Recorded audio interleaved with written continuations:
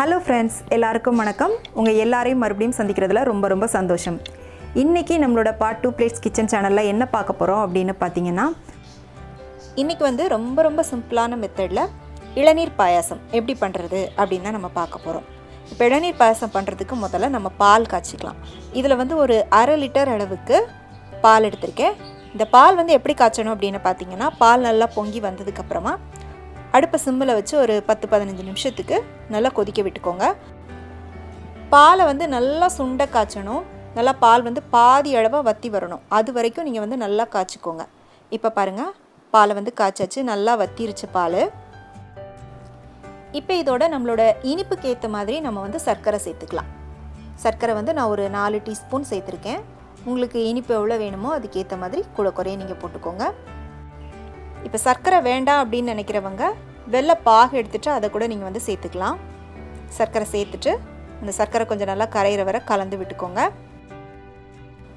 சர்க்கரை வெல்லம் இந்த 2 தவிர நீங்கள் இது கூட கண்டென்ஸ்டு மில்க்கும் சேர்க்கலாம். கண்டென்ஸ்டு மில்க் சேர்க்கும்போது உங்களுக்கு பாயசத்தோட கன்சிஸ்டன்சி கொஞ்சம் நல்லா திக்காக இருக்கும்.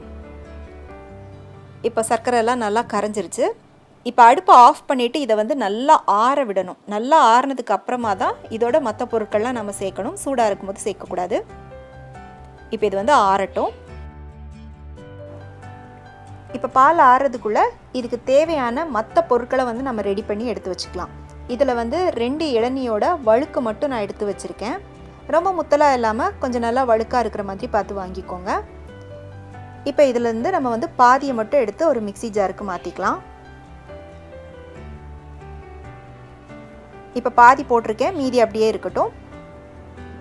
இப்போ இது கூட நம்ம இளநீ தண்ணி இருக்குது பார்த்தீங்களா, அது ஊற்றி இதை நம்ம அரைச்சி எடுத்துக்கலாம். பாருங்கள், அரைச்சாச்சு. நல்ல ஒரு பியூரி மாதிரி அரைச்சி எடுத்துக்கோங்க. நான் மொத்தம் 1 கிளாஸ் இளநீ எடுத்திருந்தேன். அதில் ஒரு 3/4 கிளாஸ் கிட்ட ஊற்றிருக்கேன். மீதி அப்படியே இருக்குது. பாருங்கள், இந்த மாதிரி நல்லா ஸ்மூத்தாக அரைச்சி எடுத்து ரெடியாக வச்சுக்கோங்க. அரைச்சது போக மீதி இருக்கிற வழுக்கை இந்த மாதிரி நல்லா குட்டி குட்டி பீஸாக கட் பண்ணி எடுத்து தனியாக வச்சுக்கோங்க. பாருங்கள், இந்த மாதிரி நல்லா குட்டி குட்டியாக கட் பண்ணிக்கோங்க. இப்போ அடுத்ததாக ஒரு கடாயில் ஒரே 1 டீஸ்பூன் மட்டும் நெய் ஊற்றிக்கோங்க.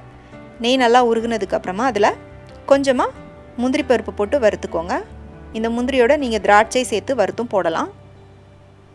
முந்திரி நல்லா பொன்னிறமாக வறுப்பட்டதும் அதையும் எடுத்து தனியாக வச்சுக்கோங்க. இப்போ எல்லாம் ரெடியாக இருக்குது. நம்ம காய்ச்சின பாலும் பார்த்திங்கன்னா நல்லா ஆறிடுச்சு. இதை ஒரு மிக்சிங் பவுலுக்கு நம்ம மாற்றிக்கலாம். பால் ஊற்றியாச்சு. இப்போ இது கூட நம்ம அரைச்சி வச்சோம் பார்த்திங்களா, அந்த பியூரியையும் ஊற்றிக்கலாம். திரும்ப கேட்டு வாங்கி சாப்பிட்ற அளவுக்கு அட்டகாசமான டேஸ்ட்டில் இருக்கும். ரொம்ப சிம்பிளான ரெசிபி தான். அதுவும் இந்த வெயில் டைமில் சாப்பிட்றதுக்கு நல்லா குளுகுளுன்னு சூப்பராக இருக்கும். இப்போ இதோட நம்ம கட் பண்ணி வச்சு அந்த இளநீர் வழுக்கு இருக்குது பார்த்திங்களா, அதையும் சேர்த்துக்கோங்க. கூடவே வறுத்து வச்ச முந்திரி பருப்பு போட்டுக்கோங்க. அடுத்ததாக வாசனைக்காக ஏலக்காய் தூள். ஏலக்காய் தூள் ஒரு 1/4 டீஸ்பூன் போட்டுக்கோங்க, கரெக்டாக இருக்கும். கடைசியாக மீதி இருக்கிற இளநீர் தண்ணியையும் ஊற்றிக்கோங்க. அவ்வளோதான். இப்போ எல்லாத்தையும் சேர்த்து நல்லா கலந்து விட்டுக்கோங்க. இப்போ இதோட நான் ஒரே ஒரு பொருள் மட்டும் சேர்க்கல, தேங்காய் பால் சேர்க்கல. எதுக்காக அப்படின்னா, சாப்பிட்டதுக்கப்புறமா ரொம்ப ஹெவியாக ஃபீல் ஆகிற மாதிரி இருக்கும். அதுக்காக நான் தேங்காய் பால் சேர்க்காமல் பண்ணியிருக்கேன். நீங்கள் தேங்காய் பால் சேர்க்குறதா இருந்தால் நல்லா திக்கான தேங்காய் பால் 1 கப் அளவுக்கு சேர்த்துக்கோங்க. அவ்வளோதான். இப்போ இது ரெடி ஆயிடுச்சு. இதை நம்ம சில்லுன்னு தான் சாப்பிடணும். சில்லுன்னு சாப்பிட்டா தான் நல்லாயிருக்கும். அதனால் இதை அப்படியே தூக்கி ஃப்ரிட்ஜில் வச்சுருங்க.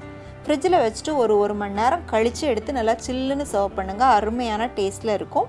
உங்கள் வீட்டில் எல்லாருக்குமே ரொம்ப பிடிக்கும். கண்டிப்பாக ட்ரை பண்ணி பாருங்கள். பிடிச்சிருந்துச்சு அப்படின்னா மறக்காமல் லைக் பண்ணிவிட்டு உங்கள் ஃப்ரெண்ட்ஸ் அண்ட் ஃபேமிலிக்கு ஷேர் பண்ணுங்கள். மீண்டும் வேறொரு ரெசிபியோடு சந்திக்கிறேன். நன்றி, வணக்கம்.